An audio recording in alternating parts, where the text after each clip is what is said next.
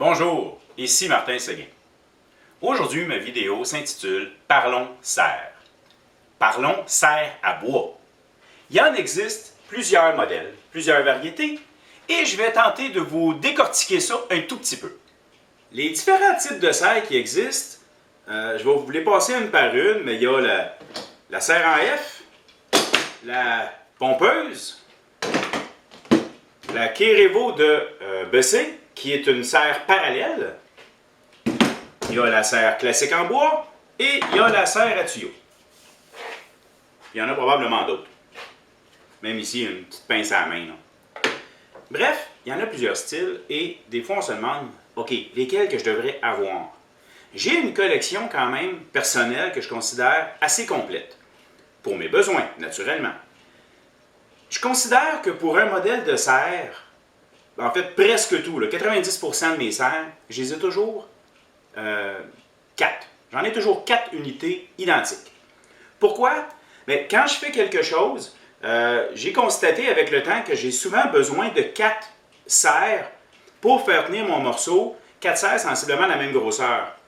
Bon, naturellement, je pourrais prendre, peu importe le modèle, là, 2 de 8 pouces avec 2 de 12, puis ça ferait la job.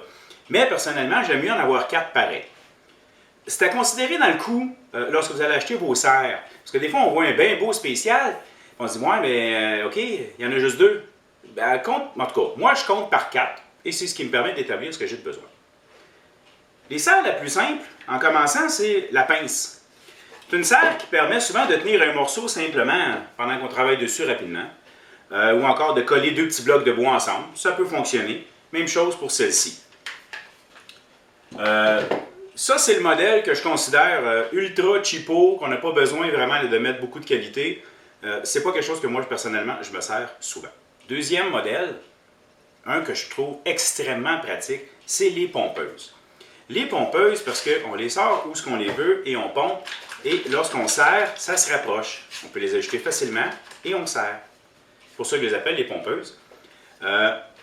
J'en ai eu du bas de gamme, il y en existe dans plusieurs qualités.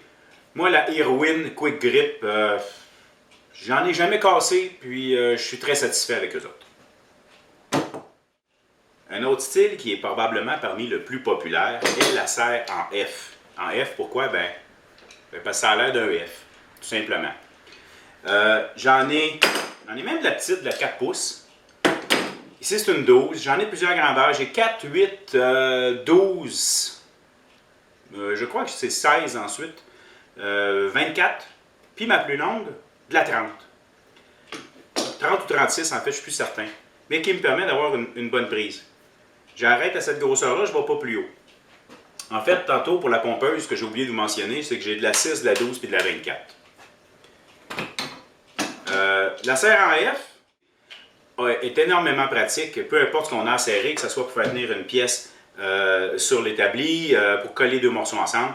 Et c'est une serre qui a une très forte puissance de serrage, contrairement à la pompeuse, que, disons qu'on ne se sert pas d'une pompeuse pour faire du laminage et coller des planches ensemble. Ça n'a pas la force nécessaire pour faire un bon collage. Disons que c'est bon pour tenir des pièces pendant qu'on travaille dessus. Tandis que la F offre une très bonne force de serrage, peu importe la marque que vous allez regarder. J'ai également de la serre en bois, je vais l'appeler la classique, là, parce que disons que c'est probablement parmi les plus vieux modèles qui existent, selon mon expérience personnelle. C'est simplement 2 morceaux de bois avec les 2 manchons de chaque côté qui nous permettent de serrer la pièce. Bon, des fois, c'est un petit peu difficile de la serrer comme il faut, là. Mais bon, ça fait une très bonne pression. C'est très fort. Je ne peux pas vous comparer exactement, mais j'hésite pas à faire du collage avec ça. Le fait que c'est en bois permet de ne pas abîmer la pièce qu'on colle, qu'on serre. Et moi, je m'en sers souvent pour, surtout le modèle plus gros, là, pour faire tenir une planche debout. Là, je vous l'ai souvent montré dans mes vidéos. Donc, c'est... par contre, ce modèle-là, j'en ai une grosse, une médiane, puis une petite. Je ne l'ai pas par groupe de 4. Je trouvais que ça ne valait pas la peine. C'est pas quelque chose que je me sers très souvent, mais à l'occasion, j'aime ça en avoir. Maintenant, parmi les serres que je me sers le plus souvent, c'est mes K-Body de Bessé. Le modèle Revo, qui est une serre parallèle. Le gros avantage de cette serre-là, c'est que peu importe ce qu'on serre à l'intérieur, la force ici et là est la même. C'est pour ça qu'ils appellent des serres parallèles. ça a l'avantage qu'on peu importe où est-ce qu'on s'installe sur le manchon, que ça va tenir serré, solide, avec la même pression égale. Le modèle K-Body offre une force de serrage, si je ne me trompe pas, d'environ 1500 livres. Ce qui est très bon, très, très fort. Il y a mieux. La serre à tuyau, je crois qu'elle sert encore plus fort. Mais pour moi, dans la majorité des jobs que je fais, c'est ce que je me sers pour faire mes laminages. Vous m'avez souvent vu dans mes vidéos. J'adore travailler avec ces serres-là.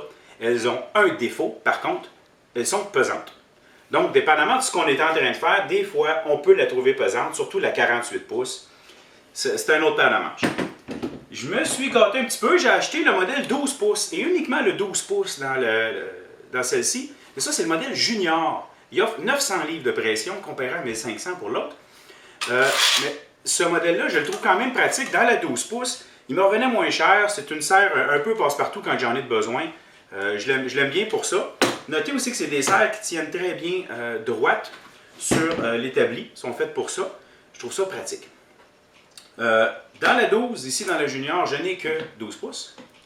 Et dans la Revo, je vais dire standard parce que c'est pas mal leur modèle le plus vendu actuellement, j'en ai 4 de 24 pouces et j'ai de la 48 pouces. En fait, c'est de la 50 dans leur cas, justement, qui nous permet d'avoir un petit 2 pouces de plus là, pour serrer du 48 à l'occasion. Donc, c'est ce que j'ai dans ce modèle-là. Ça se vend en tout cas, ça se vend à l'unité, mais j'ai eu des beaux spéciaux par groupe de 4. En fait, ils mettaient 2 24 et 2 50 dans le même paquet. Et ils donnaient ce petit bidule qui est, on peut joindre 2 serres bout à bout. Ce qui fait que ça m'est arrivé dans un projet de joindre 2 48 pouces de long, ce qui m'a donné une capacité de 8 pieds. J'en avais besoin de 6, mais bon, j'ai eu une capacité de 8 pieds quand même. Je pourrais le faire avec une 24 et une 50, ce qui me ferait mon 6 pieds. C'est très pratique. C'est rare qu'on en a besoin, mais au moins, quand j'en ai besoin, je l'ai. Ça venait en promotion avec le groupe de 4 serres, là, les 2,24 et 2,50. Je trouvais que ça valait la peine, le prix était meilleur, puis en fait, c'est comme ça que je me suis équipé. La dernière, et non la moindre, est la serre à tuyau. C'est une serre avec une très grande force de serrage et qui n'est pas dispendieuse du tout. Parce que quand vous l'achetez, ce que vous achetez, en fait, ce n'est que les bidules rouges ici. Ça se vend, dépendamment des spéciaux et des compagnies, là, entre 10 et 15 $, mettons. Ensuite, vous devez acheter votre tuyau. Ça se jette dans la majorité des quincailleries. Je vous suggère des tuyaux filetés, qui permet même, à ce moment-là, vous pouvez en joindre 2 bout à bout et faire aussi du 8 pieds de long. Mais ce qui arrive avec ces serres-là, c'est que vous achetez le kit rouge et vous achetez les tuyaux selon vos besoins, selon les grandeurs que vous avez besoin. Et à la limite, vous pourriez quasiment les prendre et passer d'un tuyau à l'autre, selon vos choix et besoins. Comme je disais, ça offre une très grande force de serrage. Très grande, en fait, ça en cause un problème.